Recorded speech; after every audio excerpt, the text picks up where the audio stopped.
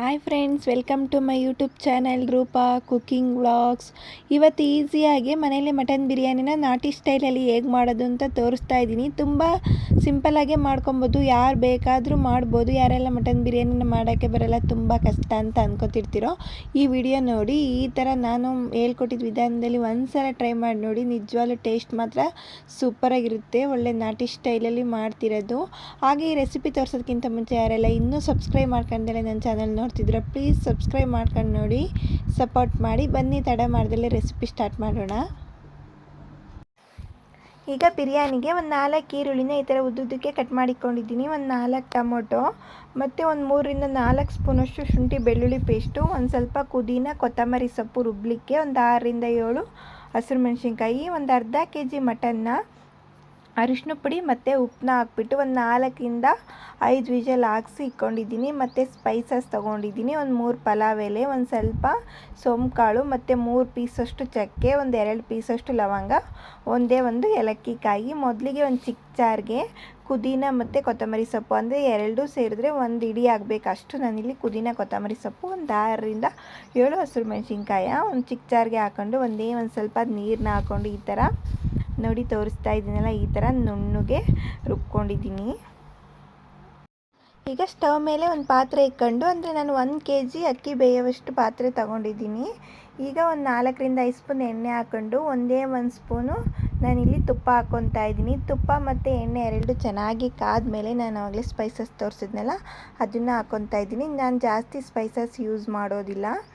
ಈಗ ಎಣ್ಣೆ ಎಲ್ಲ ಸ್ಪೈಸಸ್ ಎಲ್ಲ ಚೆನ್ನಾಗಿ ಅದೆಲ್ಲ ಫ್ಲೇವರ್ ಬಂದಾದಮೇಲೆ ನಾನೀಗ ಈರುಳ್ಳಿ ಹಾಕ್ಕೊತಾ ಇದ್ದೀನಿ. ಈರುಳ್ಳಿ ಹಾಕ್ಬಿಟ್ಟು ಚೆನ್ನಾಗಿ ಮಿಕ್ಸ್ ಮಾಡಿಕೊಂಡು ಈರುಳ್ಳಿ ಎಲ್ಲ ಒಂದು ಸ್ವಲ್ಪ ಎಣ್ಣೆಯಲ್ಲಿ ಚೆನ್ನಾಗಿ ಬಾಡೋವರೆಗೂ ಫ್ರೈ ಮಾಡ್ಕೊಬೇಕಾಗುತ್ತೆ. ಯಾವತ್ತೂ ಬಿರಿಯಾನಿ ಮಾಡಬೇಕಾದ್ರೆ ಈರುಳ್ಳಿ ಎಣ್ಣೆಯಲ್ಲಿ ಚೆನ್ನಾಗಿ ನೋಡಿ ತೋರಿಸ್ತಾ ಇದ್ದೀನಲ್ಲ, ಈ ಥರ ರೋಸ್ಟ್ ಆಗಬೇಕು. ಹಂಗೆ ಒಂದು 5ರಿಂದ 10 ನಿಮಿಷ ಮೀಡಿಯಮ್ ಫ್ಲೇಮಲ್ಲಿ ಇಟ್ಕೊಂಡು ಚೆನ್ನಾಗಿ ರೋಸ್ಟ್ ಮಾಡ್ಕೊಳ್ಳಿ.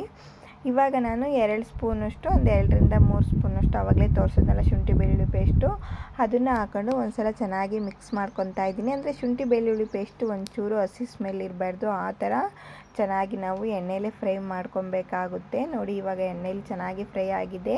ಇವಾಗ ಪುದೀನ ಮತ್ತು ಕೊತ್ತಂಬರಿ ಸೊಪ್ಪು, ಹಸಿರು ಮೆಣಸಿನ್ಕಾಯಿ ರುಬ್ಬಿ ಇಟ್ಕೊಂಡಿದ್ನಲ್ಲ ಆ ಪೇಸ್ಟ್ನ ಹಾಕ್ಕೊತಾ ಇದ್ದೀನಿ. ಒಂದು 1/4 ಸ್ಪೂನಷ್ಟು ನಾನಿಲ್ಲಿ ಅರಿಶಿನ ಪುಡಿನ ಹಾಕ್ಕೊತಾ ಇದ್ದೀನಿ. ಈಗ ಇದೆಲ್ಲ ಹಾಕಿದ್ದಾದಮೇಲೆ ಒಂದು ಸಲ ಚೆನ್ನಾಗಿ ಮಿಕ್ಸ್ ಮಾಡಿಕೊಂಡು, ಇದು ಸಹ ಪುದೀನ ಮತ್ತು ಕೊತ್ತಂಬರಿ ಸೊಪ್ಪು, ಹಸಿರು ಮೆಣಸಿನ್ಕಾಯಿ ಇದೆಲ್ಲ ಒಂದು ಸ್ವಲ್ಪನೂ ಹಸಿ ಸ್ಮೆಲ್ ಇರಬಾರ್ದು, ಆ ಥರ ಎಣ್ಣೆಯಲ್ಲಿ ಚೆನ್ನಾಗಿ ಫ್ರೈ ಮಾಡ್ಕೊಬೇಕು. ಈ ಥರ ಫ್ರೈ ಮಾಡ್ಕೊಳೋದ್ರಿಂದ ಬಿರಿಯಾನಿಗೆ ಒಳ್ಳೆ ಟೇಸ್ಟ್ ಕೊಡುತ್ತೆ.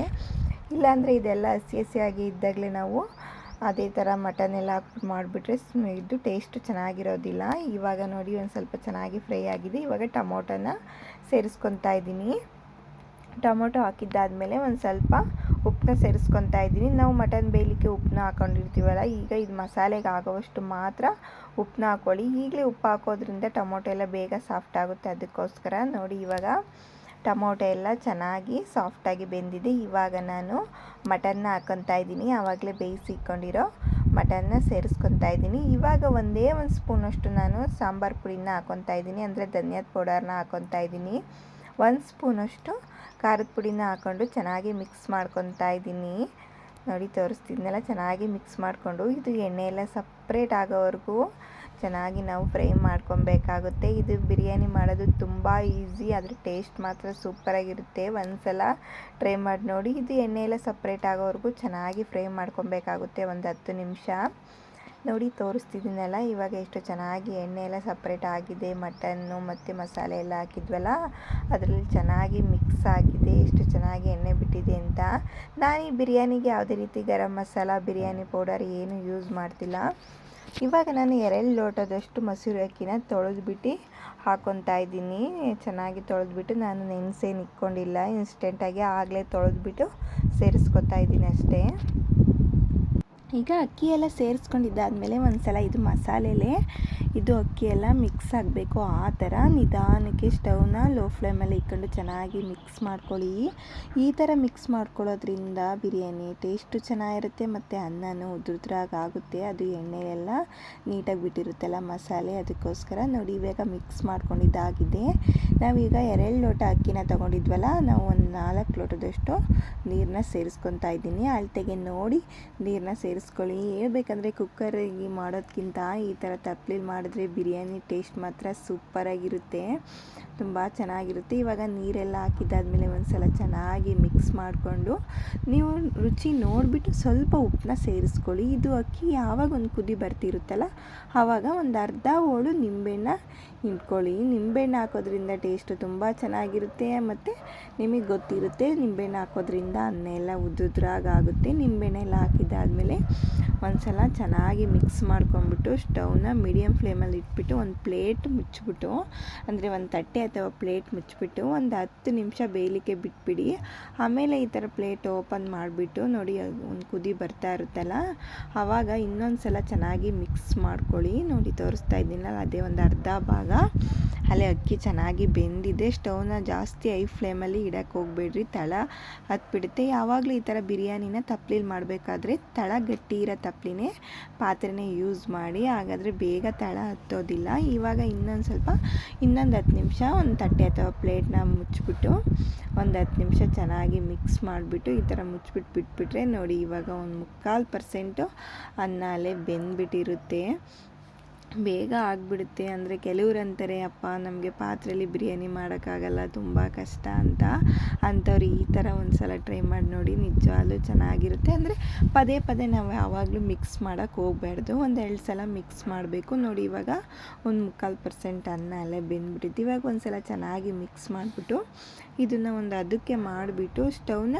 ಲೋ ಫ್ಲೇಮಲ್ಲಿ ಇಟ್ಬಿಟ್ಟು ಫುಲ್ಲು ಲೋ ಫ್ಲೇಮ್ ಮಾಡಿಬಿಡಬೇಕು. ಇವಾಗ 1 ಸ್ಪೂನ್ ತುಪ್ಪನ ಮೇಲ್ಗಡೆ ಈ ಥರ ಹಾಕ್ಬಿಟ್ಟು ನೋಡಿ ತೋರಿಸ್ತಿದ್ನಲ್ಲ ಒಂದೇ 1 ಸ್ಪೂನ್ ತುಪ್ಪನ ಈ ಥರ ಮೇಲೆ ಹಾಕ್ಬಿಟ್ಟು ಮತ್ತೆ ಮಿಕ್ಸ್ ಮಾಡೋಕ್ಕೆ ಹೋಗಬೇಡಿ. ಮತ್ತೆ ಮಿಕ್ಸ್ ಮಾಡ್ದೇ ಒಂದು ಪ್ಲೇಟು ಅಥವಾ ತಟ್ಟೆನ ಮುಚ್ಚಿಬಿಟ್ಟು ಒಂದು 10 ನಿಮಿಷ ಇಲ್ಲಾಂದರೆ ಒಂದು 5 ನಿಮಿಷ ಸ್ಟವ್ನ ಲೋ ಫ್ಲೇಮಲ್ಲೇ ಇಟ್ಬಿಟ್ಟು ಈಗ ದಮ್ ಕಟ್ಟೋಕ್ಕೆ ಯಾವುದಾದ್ರೂ ಒಂದು ಪಾತ್ರೆ, ಅಂದರೆ ನಾನಿಲ್ಲಿ ಕುಕ್ಕರಲ್ಲಿ ರೈಸ್ ಮಾಡಿದ್ದೆ ಅದನ್ನೇ ಇಟ್ಟಿದ್ದೀನಿ.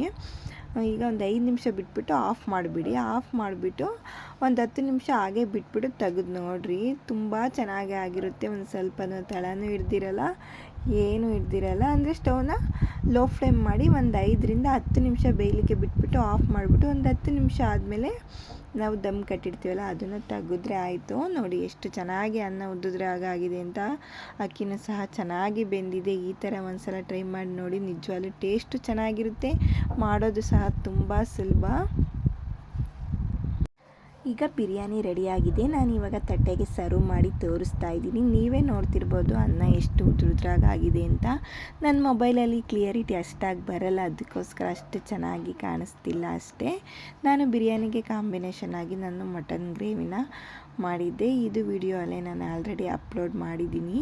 ನಿಮ್ಗೇನಾದರೂ ಈ ವಿಡಿಯೋ ಇಷ್ಟ ಆಗಿದರೆ ಒಂದು ಲೈಕ್ ಕೊಡಿ, ಹಾಗೆ ಸಬ್ಸ್ಕ್ರೈಬ್ ಮಾಡ್ಕೊಂಡಲ್ಲಿ ಯಾರೆಲ್ಲ ನನ್ನ ಚಾನಲ್ ನೋಡ್ತಿದ್ರೆ ಪ್ಲೀಸ್ ಸಬ್ಸ್ಕ್ರೈಬ್ ಮಾಡ್ಕೊಂಡು ನೋಡಿ, ಸಪೋರ್ಟ್ ಮಾಡಿ. Thank you for watching.